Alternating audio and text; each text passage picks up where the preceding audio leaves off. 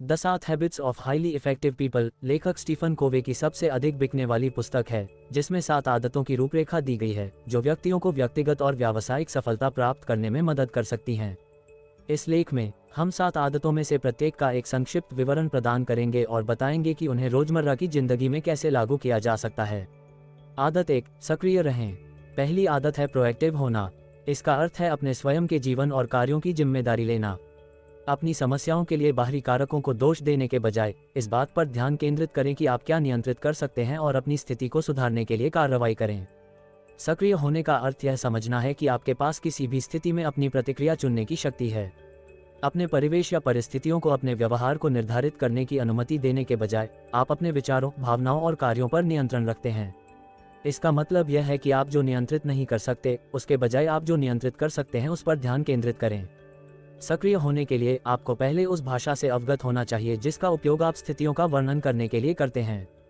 कोवे बताते हैं कि भाषा 2 प्रकार की होती है, सक्रिय और प्रतिक्रियाशील। प्रतिक्रियाशील भाषा मैं नहीं कर सकता, यह मेरी गलती नहीं है और मैं कुछ भी नहीं कर सकता जैसे वाक्यांशों से भरा है। दूसरी ओर प्रोएक्टिव भाषा मैं कर सकता हूँ, मैं करूँगा और मैं चुनता हूँ जैसे वाक्यांशों से भरा है। सक्रिय भाषा का प्रयोग करके आप अपनी मानसिकता को बदल सकते हैं और अपने जीवन पर नियंत्रण कर सकते हैं। इसका अर्थ है समस्याओं के बजाय समाधानों पर ध्यान केंद्रित करना और अपने इच्छित परिणामों को बनाने के लिए कार्रवाई करना। सक्रिय होने का एक अन्य महत्वपूर्ण पहलू आपके प्रभाव क्षेत्र को समझना है। यह आपके जीवन का वह क्षेत्र है जिसे आप नियंत्रित या प्रभावित कर सकते हैं। अपने प्रभाव क्षेत्र पर ध्यान केंद्रित करके आप अपने जीवन और अपने आसपास के लोगों के जीवन को बेहतर बनाने के लिए कार्रवाई कर सकते हैं।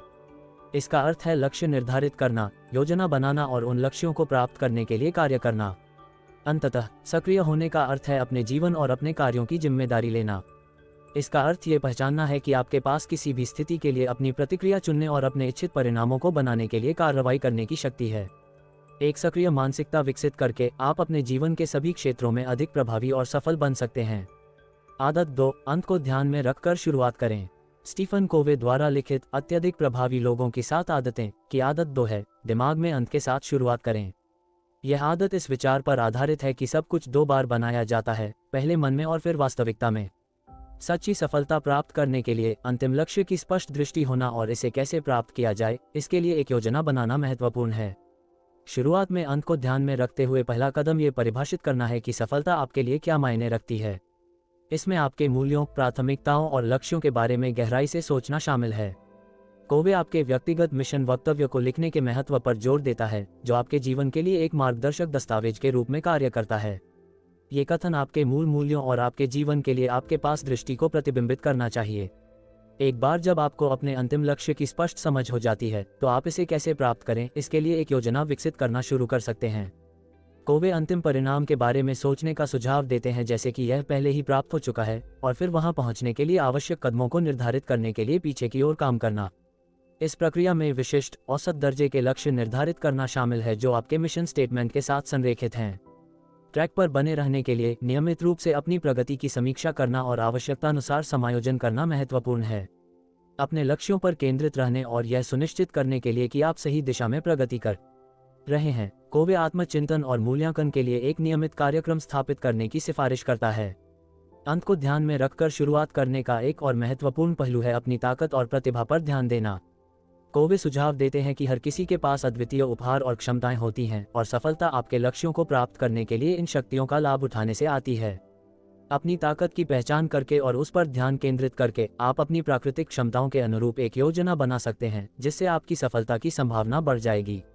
संक्षेप में, अंत को ध्यान में रखकर शुरुआत करने में अपने अंतिम लक्ष्य की स्पष्ट दृष्टि रखना, इसे प्राप्त करने के लिए एक योजना बनाना, नियमित रूप से अपनी प्रगति की समीक्षा करना और अपनी ताकत और प्रतिभा पर ध्यान केंद्रित करना शामिल है। यह आदत व्यक्तिगत और पेशेवर दोनों ही तरह से सच्ची सफलता प्राप्त करने के लिए आवश्यक है। आदत 3, पहले चीजों को पहले रखो। Habit 3, put first things first, Stephen Covey की किताब the 7 habits of highly effective people की तीसरी आदत है। यह आदत समय प्रबंधन और प्राथमिकता के बारे में है। इस आदत के पीछे मुख्य विचार यह है कि जीवन में सबसे महत्वपूर्ण चीजों पर ध्यान केंद्रित किया जाए और उन्हें हर चीज से ऊपर प्राथमिकता दी जाए। ऐसा करके आप ये सुनिश्चित कर सकते हैं कि आप अपना समय उन चीजों पर खर्च कर रहे हैं जो आपके लिए सबसे ज्यादा मायने रखती हैं और अपने लक्ष्यों को प्राप्त कर रही हैं। यहाँ आदत 3 के प्रमुख तत्व हैं। समय प्रबंधन मैट्रिक्स। कोवे ने समय प्रबंधन मैट्रिक्स की अवधारणा पेश की, जो एक 4 चतुर्थांश प्रणाली है जो कार्यों को उनकी तात्कालिकता और महत्व के आधार पर वर्गीकृत करती है। 4 चतुर्भुज हैं। चतुर्थांश 1, अत्यावश्यक और महत्वपूर्ण कार्य, जैसे कि संकट या अति आवश्यक समय सीमा। चतुर्थांश 2, महत्वपूर्ण लेकिन अत्यावश्यक कार्य नहीं, जैसे नियोजन, संबंध निर्माण या व्यक्तिगत विकास। चतुर्थांश 3, अत्यावश्यक लेकिन महत्वपूर्ण कार्य नहीं, जैसे रुकावटें, विकर्षण या अनावश्यक बैठकें। चतुर्थांश 4, न तो अत्यावश्यक और न ही महत्वपूर्ण कार्य, जैसे कि नासमझ गतिविधियां या समय बर्बाद करने वाले व्यवहार। कोवे हमें क्वाड्रेंट 2 कार्यों पर ध्यान केंद्रित करने के लिए प्रोत्साहित करता है, क्योंकि वे हमारी दीर्घकालिक सफलता और पूर्ति के लिए सबसे महत्वपूर्ण हैं। समय प्रबंधन की 4 पीढ़ियां। कोवे समय प्रबंधन की 4 पीढ़ियों का वर्णन करता है। पहली पीढ़ी, नोट्स और चेकलिस्ट। दूसरी पीढ़ी, कैलेंडर और नियुक्ति पुस्तकें। तीसरी पीढ़ी, प्राथमिकता उपकरण, जैसे टू डू सूचियां और प्राथमिकता मैट्रिक्स। चौथी पीढ़ी, प्रणाली सोच, जिसमें आपके लिए काम करने वाली एक व्यापक समय प्रबंधन प्रणाली बनाने के लिए अपने लक्ष्यों, मूल्यों और प्राथमिकताओं को संरेखित करना शामिल है। कोवे चौथी पीढ़ी के दृष्टिकोण की वकालत करता है, क्योंकि यह आपके समय के प्रबंधन और अपने लक्ष्यों को प्राप्त करने में सबसे प्रभावी है। भूमिकाएं और लक्ष्य। कोवे जीवन में अपनी भूमिकाओं, जैसे माता पिता, जीवन साथी, कर्मचारी आदि की पहचान करने और प्रत्येक भूमिका के लिए लक्ष्य निर्धारित करने के महत्व पर जोर देता है। ऐसा करके आप ये सुनिश्चित कर सकते हैं कि आप अपना समय उन चीजों पर खर्च कर रहे हैं जो आपके लिए सबसे ज्यादा मायने रखती हैं और अपने कार्यों को अपने मूल्यों के साथ संरेखित कर रही हैं। साप्ताहिक योजना। कोवे आपकी गतिविधियों की योजना बनाने और अपने कार्यों को प्राथमिकता देने के लिए प्रत्येक सप्ताह अलग समय निर्धारित करने की सिफारिश करता है। इसमें आपके लक्ष्यों की समीक्षा करना, सप्ताह के लिए अपनी प्राथमिकताओं की पहचान करना और तदनुसार अपनी गतिविधियों को शेड्यूल करना शामिल है। नहीं कहना। कोवे हमें उन कार्यों के लिए नहीं कहना सीखने के लिए प्रोत्साहित करता है जो हमारे मूल्यों या प्राथमिकताओं के अनुरूप नहीं हैं। ये कठिन हो सकता है, लेकिन उन गतिविधियों पर समय बर्बाद करने से बचने के लिए यह आवश्यक है जो हमारे लिए महत्वपूर्ण नहीं है। संक्षेप में, आदत 3, पहले चीजें पहले रखो, सब समय प्रबंधन और प्राथमिकता के बारे में है। जीवन में सबसे महत्वपूर्ण चीजों पर ध्यान केंद्रित करके, अपनी भूमिकाओं और लक्ष्यों की पहचान करके और अपनी गतिविधियों की योजना बनाने के लिए समय निकालकर आप ये सुनिश्चित कर सकते हैं कि आप अपना समय उन चीजों पर खर्च कर रहे हैं जो आपके लिए सबसे ज्यादा मायने रखती हैं और अपने लक्ष्यों को प्राप्त कर रही हैं। आदत 4, विन विन सोचो। चौथी आदत है विन विन सोचना। इसका अर्थ है सभी संबंधों और संबंधों में पारस्परिक लाभ की तलाश करना। जीत जीत की स्थिति बनाने के तरीकों की तलाश करके आप मजबूत संबंध बना सकते हैं और एक साथ बड़ी सफलता प्राप्त कर सकते हैं। जब कोई जीत जीत की मानसिकता को अपनाता है तो उनका मानना है कि हर स्थिति से इस तरह संपर्क किया जा सकता है जिससे इसमें शामिल सभी पक्षों को लाभ हो। जीत जीत की मानसिकता इस सिद्धांत पर आधारित है कि चारों ओर जाने के लिए पर्याप्त सफलता और संसाधन हैं और हम एक साथ मिलकर काम करके पारस्परिक रूप से लाभकारी परिणाम बना सकते हैं। आदत 4, थिंक विन विन का अभ्यास करते समय समझने के लिए यहाँ कुछ महत्वपूर्ण विचार दिए गए हैं। बहुतायत मानसिकता। कोवे का तर्क है कि जीत जीत मानसिकता के लिए बहुतायत मानसिकता की आवश्यकता होती है। प्रचुरता की मानसिकता वाले लोग मानते हैं कि सभी के लिए पर्याप्त संसाधन और अवसर हैं और यह सफलता शून्य राशि का खेल नहीं है। इसका मतलब यह है कि दूसरों को प्रतिस्पर्धी के रूप में देखने के बजाय हम उनके साथ काम करके सभी के लिए अधिक अवसर और सफलता पैदा कर सकते हैं। सहयोग पर ध्यान दें। हर स्थिति को एक प्रतियोगिता के रूप में देखने के बजाय एक जीत जीत विचारक सहयोग करने और सभी को लाभ पहुंचाने वाले समाधान खोजने के अवसरों की तलाश करता है। इसके लिए सहानुभूति, सक्रिय श्रवण और अन्य दृष्टिकोणों के लिए खुलेपन की आवश्यकता होती है। एक साथ काम करके हम उन समाधानों का निर्माण कर सकते हैं जो उन समाधानों की तुलना में अधिक नवीन और प्रभावी हैं जिन्हें हम अपने दम पर बना सकते थे। आपसी लाभ की तलाश करें। जब हम पारस्परिक लाभ पाने के इरादे से परिस्थितियों का सामना करते हैं तो हम सहयोग और साझेदारी के अवसर पैदा करते हैं। इसका मतलब है कि हमें अन्य लोगों की जरूरतों और हितों के लिए खुला होना चाहिए और समझौता करने और आम जमीन खोजने के लिए तैयार रहना चाहिए। पारस्परिक लाभों पर ध्यान केंद्रित करके हम ऐसे समाधान तैयार कर सकते हैं जो इसमें शामिल सभी लोगों के लिए टिकाऊ और संतोषजनक हों। विन विन या नो डील। अंत में, कोवे उन स्थितियों से दूर चलने के लिए तैयार होने के महत्व पर जोर देता है जिन्हें पारस्परिक रूप से लाभकारी तरीके से हल नहीं किया जा सकता है। इसका मतलब यह है कि अगर हम एक जीत जीत समाधान नहीं खोज सकते हैं तो हमें नहीं कहने के लिए तैयार रहना चाहिए और ऐसे विकल्पों की तलाश करनी चाहिए जो हमारे मूल्यों और लक्ष्यों के साथ अधिक संरेखित हों।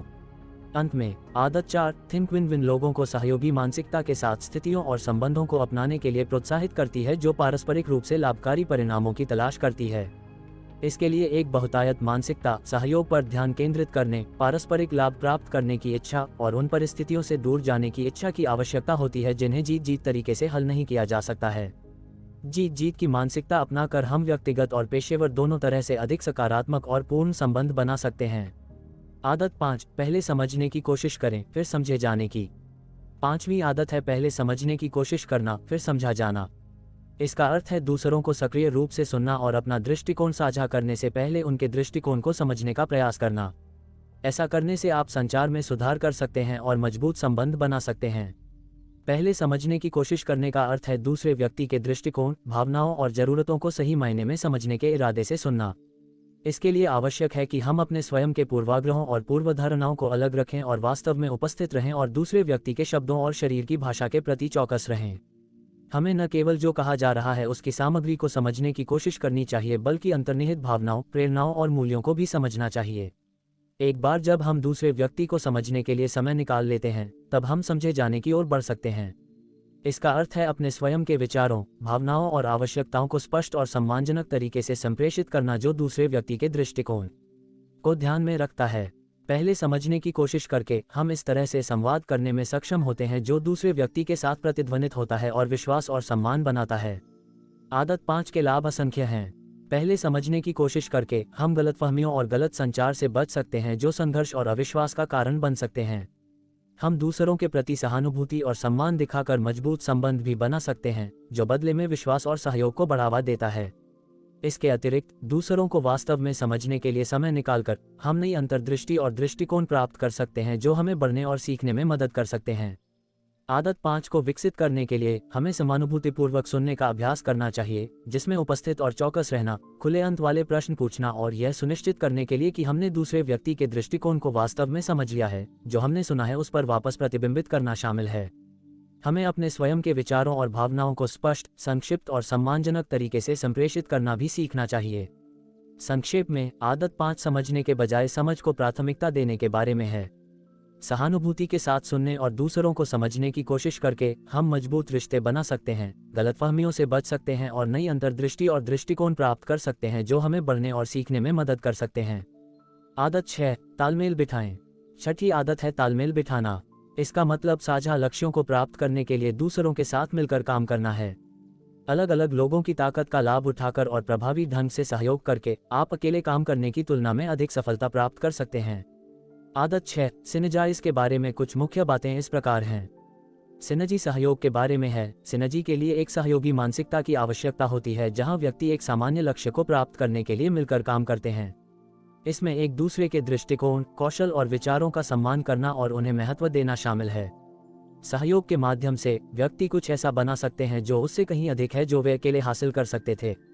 सिनर्जी रचनात्मकता के बारे में है। जब लोग एक साथ आते हैं और अपने विचारों और अनुभवों को साझा करते हैं तो वे समस्याओं का नया और अभिनव समाधान बना सकते हैं। सिनर्जी लोगों को लीक से हटकर सोचने और चीजों को करने के नए तरीकों पर विचार करने के लिए प्रोत्साहित करती है। तालमेल संचार के बारे में है। तालमेल होने के लिए प्रभावी संचार आवश्यक है। व्यक्तियों को अपने विचारों को स्पष्ट रूप से व्यक्त करने और दूसरों को सक्रिय रूप से सुनने में सक्षम होने की आवश्यकता है। इसमें प्रतिक्रिया के लिए खुला होना, प्रश्न पूछना और समझौता करने के लिए तैयार रहना शामिल है। सिनर्जी विविधता के बारे में है। सिनर्जी विविधता पर पनपती है। जब विभिन्न पृष्ठभूमियों, संस्कृतियों और अनुभवों के लोग एक साथ आते हैं तो वे विभिन्न दृष्टिकोणों और विचारों को सामने लाते हैं। इस विविधता से समृद्ध चर्चा और बेहतर समाधान हो सकते हैं। सिनर्जी भरोसे के बारे में है। सिनर्जी होने के लिए भरोसा जरूरी है।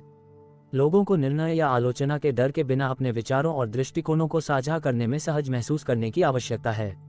विश्वास ईमानदारी, अखंडता और आपसी सम्मान के माध्यम से बनाया गया है। संक्षेप में, आदत 6, सिनर्जाइज एक सामान्य लक्ष्य को प्राप्त करने के लिए सहयोगात्मक रूप से एक साथ काम करने के बारे में है जिसे अकेले प्राप्त नहीं किया जा सकता है। सिनर्जी के लिए रचनात्मकता, संचार, विविधता और विश्वास की आवश्यकता होती है। जब व्यक्ति सहक्रियात्मक रूप से एक साथ काम करते हैं तो वे कुछ ऐसा बना सकते हैं जो इसके भागों के योग से अधिक हो। आदत 7, आरी को तेज करें। स्टीफन कोवे की किताब the 7 habits of highly effective people की आदत 7 को शार्पेन द सॉ कहा जाता है। यह आदत शारीरिक, मानसिक, भावनात्मक और आध्यात्मिक रूप से खुद की देखभाल करने के बारे में है ताकि आप अपने जीवन के सभी क्षेत्रों में अपना सर्वश्रेष्ठ प्रदर्शन कर सकें। आरी को तेज करना के रूपक का उपयोग अपने और अपने व्यक्तिगत विकास में निवेश करने के लिए समय निकालने के महत्व को व्यक्त करने के लिए किया जाता है। जिस प्रकार एक आरी जिसे तेज नहीं किया गया है वह नीरस और अप्रभावी हो जाएगी, एक व्यक्ति जो अपने स्वयं के व्यक्तिगत विकास की उपेक्षा करता है वह भी समय के साथ कम प्रभावी हो जाएगा। आदत 7 के कुछ प्रमुख पहलू इस प्रकार हैं। शारीरिक स्व देखभाल, इसमें व्यायाम, पर्याप्त नींद लेना और स्वस्थ आहार खाने जैसी गतिविधियां शामिल हैं। अपने शरीर की देखभाल करके आप अपने जीवन के सभी क्षेत्रों में अच्छा प्रदर्शन करने के लिए ऊर्जा और सहनशक्ति प्राप्त करने में बेहतर होते हैं। मानसिक स्व देखभाल, इसमें पढ़ने, नई चीजें सीखने और दिमागीपन का अभ्यास करने जैसी गतिविधियां शामिल हैं।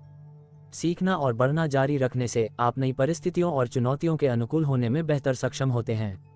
भावनात्मक आत्म देखभाल, इसमें प्रियजनों के साथ समय बिताने, कृतज्ञता का अभ्यास करने और आपको खुशी देने वाली गतिविधियों में शामिल होने जैसी गतिविधियां शामिल हैं। अपने रिश्तों और भावनात्मक कल्याण का पोषण करके आप तनाव से निपटने और जीवन पर सकारात्मक दृष्टिकोण बनाए रखने में सक्षम होते हैं। आध्यात्मिक आत्म देखभाल, इसमें ऐसी कोई भी गतिविधि शामिल हो सकती है जो आपको उच्च शक्ति या उद्देश्य से जुड़ने में मदद करती है, जैसे कि प्रार्थना, ध्यान या स्वयं सेवा। अपने आध्यात्मिक जीवन का पोषण करके आप अपने जीवन में अर्थ और उद्देश्य खोजने में बेहतर सक्षम होते हैं। आदत 7 को पूरी तरह से अपनाने के लिए स्वयं की देखभाल के लिए समग्र दृष्टिकोण अपनाना महत्वपूर्ण है। इसका अर्थ है अपने आप के सभी पहलुओं का ध्यान रखना, शारीरिक, मानसिक, भावनात्मक और आध्यात्मिक, न कि केवल एक क्षेत्र पर ध्यान केंद्रित करना और दूसरों को अलग करना। अपने आप में निवेश करने और अपने आरी को लगातार तेज करने से आप अपने जीवन के सभी क्षेत्रों में अपना सर्वश्रेष्ठ प्रदर्शन करने में सक्षम होंगे और अधिक सफलता और पूर्णता प्राप्त करेंगे। कुल मिलाकर इस पुस्तक में उल्लिखित 7 आदतें व्यक्तिगत और व्यावसायिक सफलता प्राप्त करने के शक्तिशाली साधन हैं। इन आदतों को अपनाने और उन्हें अपने जीवन में लगातार लागू करने से आप एक अत्यधिक प्रभावी व्यक्ति बन सकते हैं और अपने लक्ष्यों को अधिक आसानी और संतुष्टि के साथ प्राप्त कर सकते हैं। आज मेरे साथ जुड़ने के लिए धन्यवाद, क्योंकि हमने अत्यधिक सफल लोगों की 7 आदतें विषय पर विचार किया। हमने उन आदतों का पता लगाया जो सफल व्यक्तियों ने अपने लक्ष्यों को प्राप्त करने और अपने आसपास की दुनिया पर सकारात्मक प्रभाव डालने के लिए अपने जीवन में अपनाई हैं। हमने सक्रिय कार्रवाई करने, कार्यों को उनके महत्व के आधार पर प्राथमिकता देने, समझे जाने से पहले समझने की कोशिश करने, दूसरों के साथ तालमेल बिठाने और निरंतर सीखने और व्यक्तिगत विकास के माध्यम से खुद में सुधार करने के महत्व के बारे में सीखा। याद रखें कि इन आदतों को कोई भी अपना सकता है, भले ही उनकी वर्तमान परिस्थितियां कैसी भी हों। इन आदतों को अपने दैनिक जीवन में शामिल करके हम अपने लक्ष्यों की दिशा में काम कर सकते हैं, चुनौतियों से पार पा सकते हैं और अपने जीवन के सभी पहलुओं में सफलता प्राप्त कर सकते हैं। मुझे उम्मीद है कि आपको यह वीडियो जानकारीपूर्ण और मूल्यवान लगा होगा। तो कृपया इसे लाइक करें और इस तरह की और बुक समरी के लिए मेरे चैनल को सब्सक्राइब करें।